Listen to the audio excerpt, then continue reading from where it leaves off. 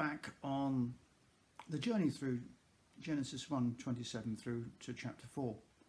Now, this is actually the third talk in the series, and the last one was talking about problems with marriage. Well, now we're going to try and move through into Genesis chapter 3 and to understand why things went wrong, what the roots of the wrongness is, as well as the roots of the rightness.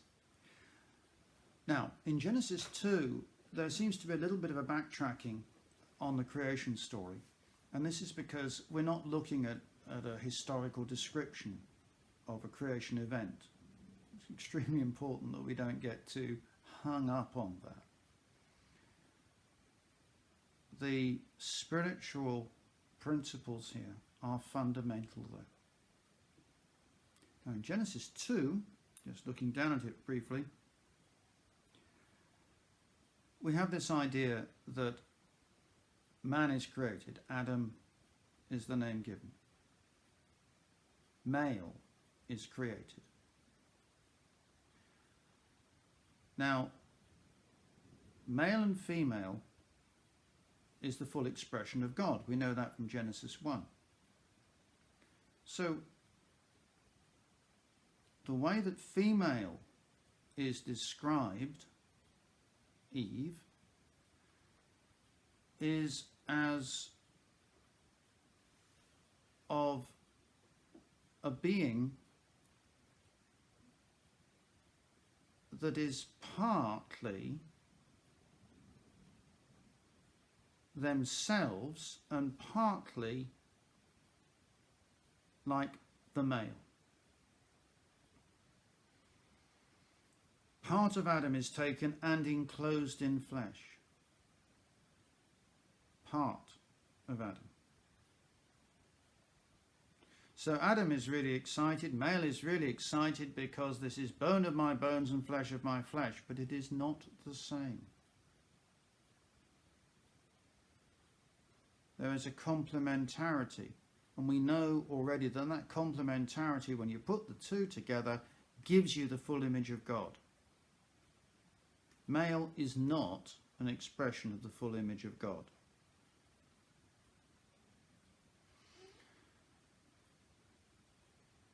So you put the two together and something amazing actually happens.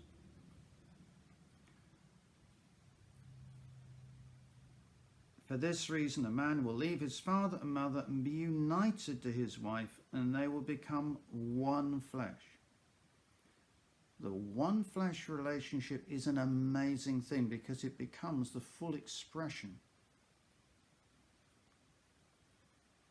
of God in humanity. But notice it didn't say when one flesh was just about a sexual act.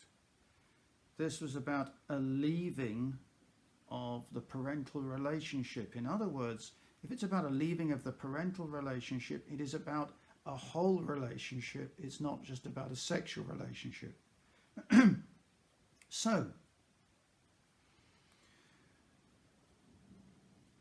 understanding the sexual relationship as something that is separate from a whole personal relationship is a massive downgrading of the sexual act. Indeed, sexual performance in a materialistic society is likely to be greatly valued because it is measurable. Why don't you try and do this? Why don't you try and touch that? Why don't you try and use this to help you to achieve a better measurable result? But that's not what it's about. It's about a whole relationship in which the sex is the expression of the love. The sex is the expression of the nature of relationship as one flesh before God. One of the distortions here is that people in the church have seen the sexual act as somehow a negative thing because it's a means by which sin is passed from generation to generation. Well, there's something inherently nonsensical about that, which is perhaps slightly negative of my spiritual ancestors. But nonetheless, it doesn't make sense, because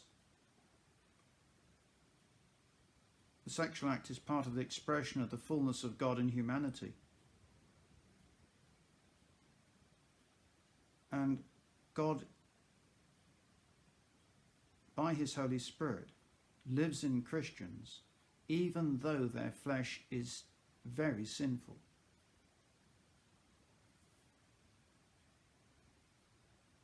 The Holy Spirit's perfectly capable, God is perfectly capable of living in a human temple in its current spiritual state,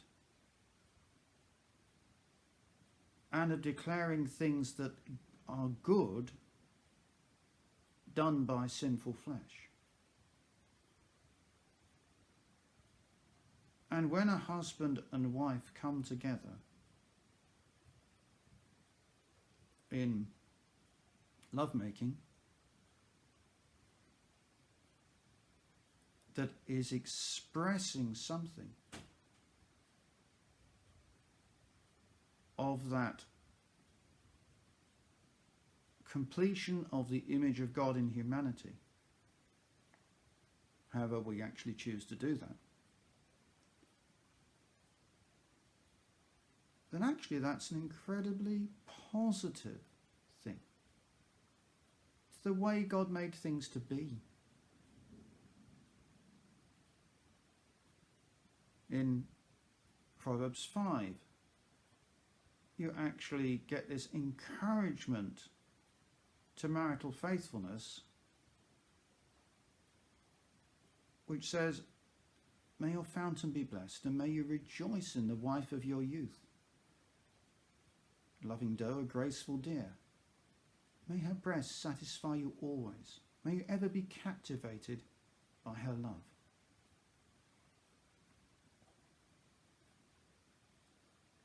That doesn't sound like a sinful thing.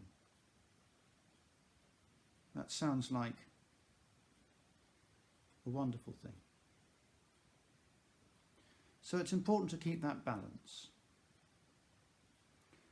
But the dark side is when the sex is separated out from that sort of relationship, out from that form of intentional expression of something that is good. Because then we're aligning ourselves with rebellion against God, and that is exactly what humanity is called to do in Genesis chapter 3.